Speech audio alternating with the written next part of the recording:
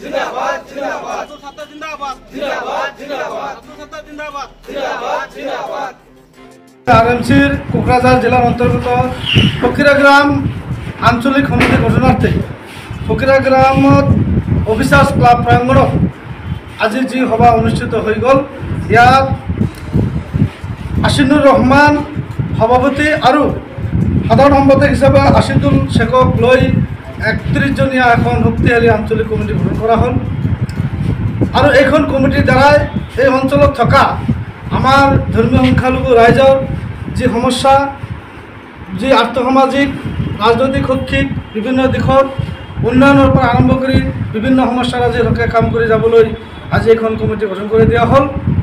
আশা কৰিম এই কমিটিৰ জৰিয়তে এই অত্ৰ অঞ্চলৰ সংখ্যালঘু ৰাইজৰ হিতে তেওঁলোকে কাম কৰি যাব। আৰু এই সকতে আমি আৰু এটা কথা ক'বলৈ বিচাৰিছোঁ, ইতিমধ্যে বৰ্তমান অসমত যি ডি ভোটাৰ তথা অবৈধ বাংলাদেশীৰ নামত স্বদেশীক বিশেষকৈ ধৰ্মীয় সংখ্যালঘু ৰাইজক টাৰ্গেট কৰি পেলাই যি হাৰাশাস্তি কৰি আছে, ইয়াক আমি পূৰ্বেতো ধিক্কাৰ জনাইছোঁ। ইয়াৰ বিৰুদ্ধে আমি বিভিন্ন ধৰণৰ গণতান্ত্ৰিক আন্দোলন আমি ইতিমধ্যে কৰি আহিছোঁ, প্ৰতিবাদ আমি কৰি আহিছোঁ। আৰু আপোনালোকে জানে যে যোৱাকালি খায়ৰুল ইছলামৰ নিচিনা শিক্ষক এজনক যি অবৈধভাৱে বাংলাদেশ বৰ্ডাৰত লৈ যায় বা ভাৰতৰ বৰ্ডাৰ পাৰ কৰি দি পেলাই তেওঁলোকে বাংলাদেশত থৈ অহাৰ যি অপচেষ্টা কৰিছিল, সেই অপচেষ্টা তেওঁলোকে ব্যৰ্থ হৈছে। তেওঁলোকে যোৱাকালি খায়ৰুল ইছলামৰ পৰা আদি কৰি প্ৰায় 65 জনীয়া এটা দল তেওঁলোকে আকৌ পুনৰাই ভাৰতত ঘূৰাই আনিবলৈ বাধ্য হৈছে। আৰু ইয়াৰ দ্বাৰা প্ৰমাণ হ'ল যে আচলতে ইয়াত যি স্বদেশীৰ নামত বিদেশী নামত সদস্যসকলক যি হাৰাশাস্তি কৰি আছে, ইয়া এটা নাটক। গতিকে এই নাটক বন্ধ কৰিবলৈ আমি আজি এইখন মঞ্চৰ পৰা আমি আকৌ পুনৰাই চৰকাৰক আমি অনুৰোধ আহ্বান জনাইছোঁ।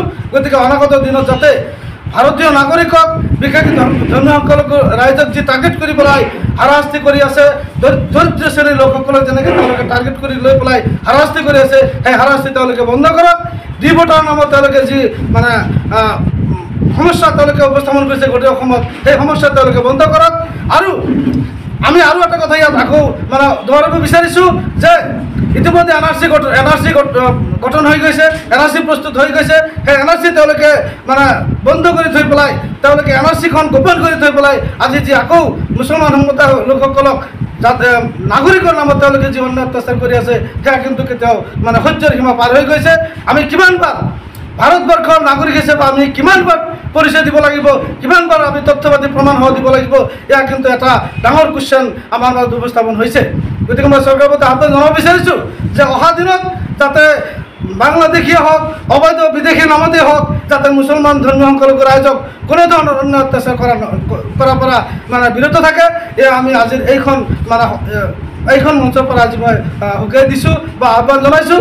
আৰু আপোনালোকে জানে যে এইখন ফকিৰাগ্ৰাম 17 নং 7 নং বিডিচি পৰিষদীয় যি সমষ্টি, সেই সমষ্টিত থকা বৰ্তমান ইএম অৰূপ কুমাৰ দে ইতিমধ্যে তেওঁ এটা ইয়াত কথা ব্যক্ত কৰিছিল যে ইয়াত ভাৰতীয় মুছলমানসকলৰ কোনো দপদপনি নচলিব, ইয়াত মুছলমান সম্প্ৰদায়ৰ কোনো দপদপনি নচলিব।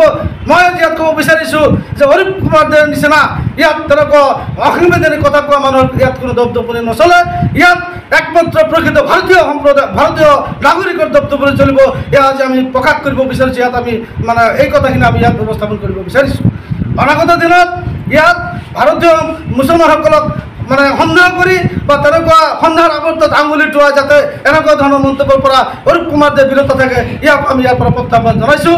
আৰু আজি এই যি আঞ্চলিক কমিটি আমাৰ আৰএমচিৰ গঠন হ'ল, সেই আঞ্চলিক কমিটিয়ে ইয়াত আমাৰ ধৰ্মীয় সংখ্যালঘু ৰাইজৰ হকে যিকোনো সমস্যাই হওক, যিকোনো উন্নয়নেই হওক, যিকোনো আমাৰ ধৰ্মীয় সংখ্যালঘু ৰাইজৰ বাদ বিবাদেই হওক বা যিকোনো বিপদ আপদে হওক, সকলো সময়তে তেওঁলোকে জাতিৰ হকে থিয় হৈ কাম কৰি যাব বুলি আশা কৰি কোকৰাঝাৰ জিলা সমিতিৰ অন্তৰ্গত ফকিৰাগ্ৰাম আঞ্চলিক সমিতি গঠনতে এখন সভা আয়োজিত কৰা হৈছিল, য'ত আছিনুৰ ৰহমান সভাপতি আৰু আছিদুল শেখ সম্পাদক হিচাপে টোটাল 31 জনীয়া এক শক্তিশালী কমিটি গঠন কৰা হয়।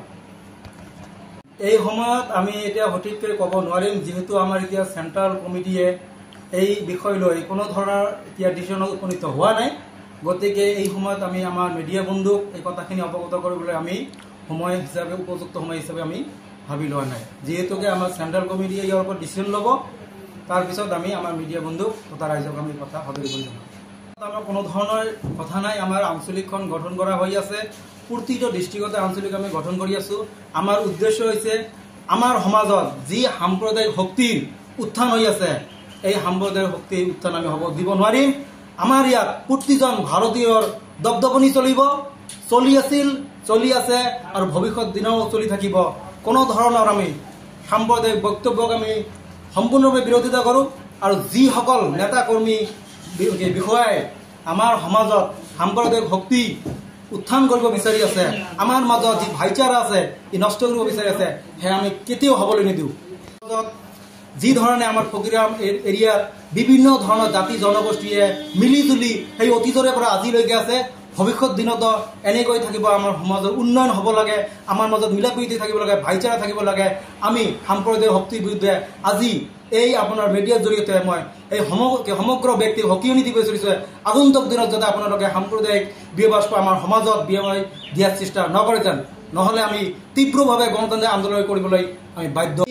আজিৰ এই আঞ্চলিক গঠনৰ জৰিয়তে আমি আমাৰ সমাজত এই মেছেজ দিব বিচাৰিছোঁ যে আমি আগত যেনেকৈ আমাৰ হাতাম পুৰুষীয়া যি আমাৰ কি আছিল সেইটো আমাৰ অব্যাহত থাকিব লাগে। আমাৰ মাজত বিভিন্ন জাতি জনগোষ্ঠীৰ মাজত মিল থাকিব লাগে। উন্নয়নৰ ক্ষেত্ৰত ফকিৰাম ৭ নং সমষ্টিৰ উন্নয়নৰ ক্ষেত্ৰত, ফকিৰামৰ উন্নয়নৰ ক্ষেত্ৰত আমাক কাম কৰি যাব লাগে। আমাৰ মটিভ এটাই, আমাৰ পিছ পৰি থকা আমাৰ সংখ্যালঘু জাতি জনগোষ্ঠীৰ লগতে বিভিন্ন জাতি জনগোষ্ঠীৰ উন্নয়ন সদায় ইকুৱেলি